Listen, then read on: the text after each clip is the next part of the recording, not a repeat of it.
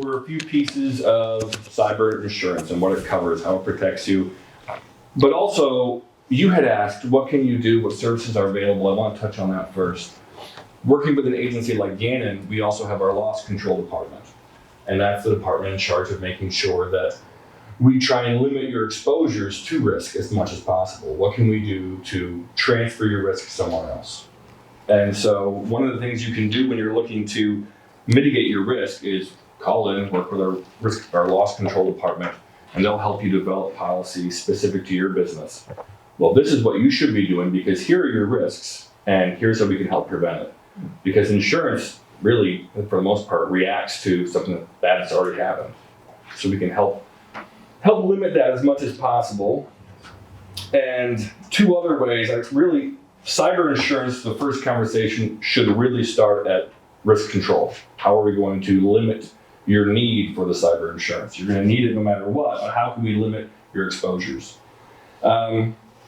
First part that he touched on is offsite storage for your data. That is doing what we call duplication risk control. So you're duplicating your data, so if it's gone one way, you have it another way.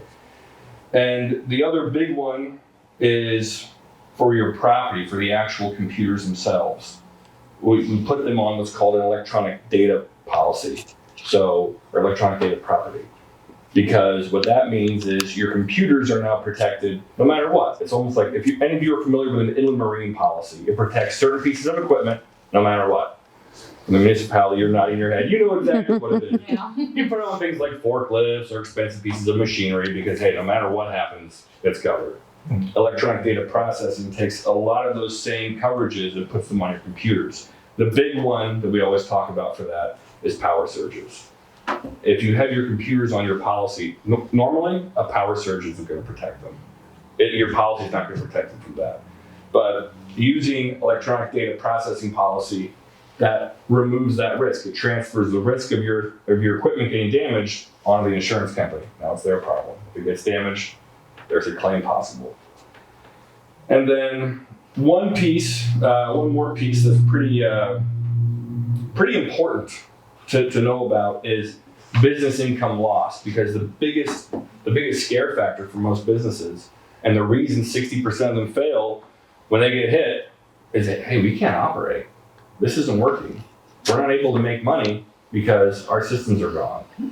And what you want to make sure is that your policy has a business income loss portion of it.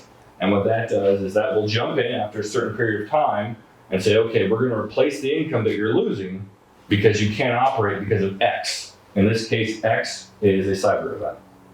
And that's something really, really important. If you are a business that deals with customers' credit cards, debit card numbers, any personal information, anything that can be used to damage your customer, well, your cyber policy, if it's just a quick little throw-in, it might protect you from any kind of damage.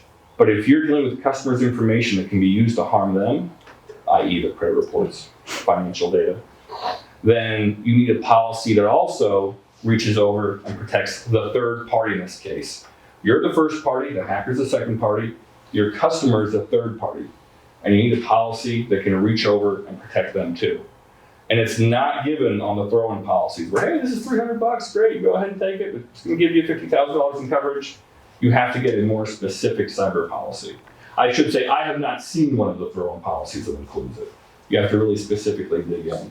That's why, what I said in the beginning, when you talk about cyber insurance, it's really such a risk control discussion first. And have it with your insurance agent. Say, hey, I'm scared of this. How am I going to protect myself? And then we go through all the risks, identify where you're vulnerable, and then say, okay, this is the right kind of policy for you. We're going to protect you this way. Or maybe you need this kind. So it's really a risk control discussion first. And then we look at how we can just reduce your risk and then what we need to cover the risk that's left over.